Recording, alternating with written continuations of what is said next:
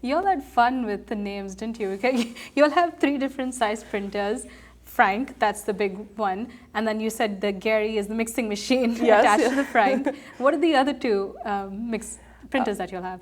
We have 3. So Frank, Gary, and Mary. Right. So Mary, it's a bulk truck trailer. Basically this, like a big rig trailer.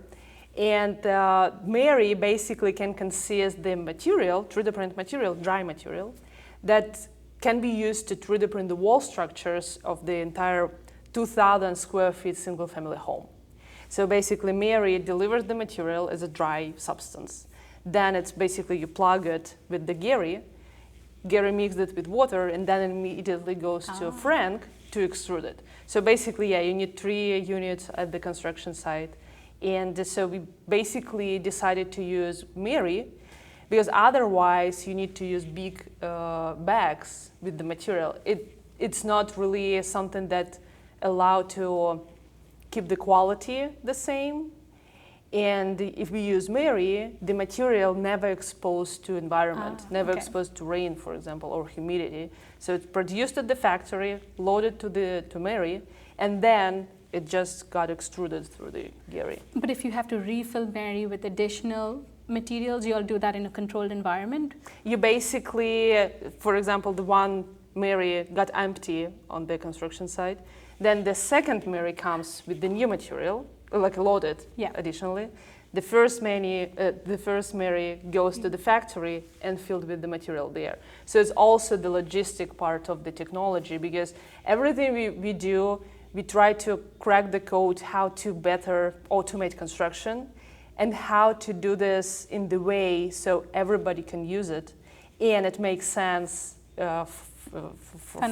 financially, yes. Yeah. Because you can create a great technology, but if it costs a lot or it's not something that can be easily integrated and scalable, it's probably never going to use. It'll be a one-time hit and then it just dies. Exactly. Yeah. So you're trying to create something durable, something easy to use, and that's probably one of the main reasons why you all chose to build an expandable robot rather than the gantry system too.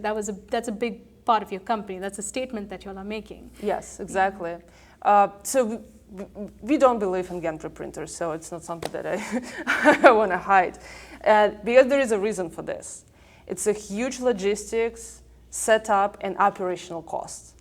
So it's basically the, huge structure that you need to transport.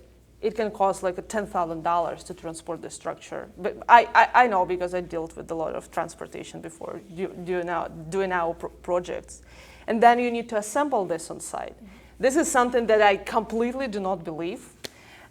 Because if you try to assemble something big many times from site to site, I think maybe first 2 to 3 times it's going to be pretty successful, but then I have no idea how it can continue to be durable solution. Because there's wear and tear on all the joints when you're attaching, reattaching. It's more room for errors. Yeah. Basically, with how we also see to rethink construction is to reduce the chances for errors.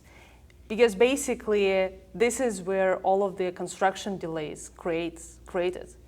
With the 3D printing technology, we can create the very precise structure of a house, and then when you install windows, doors, which we call secondary construction, this is where you basically can fight for hours, minutes, and seconds, because you basically install it very fast.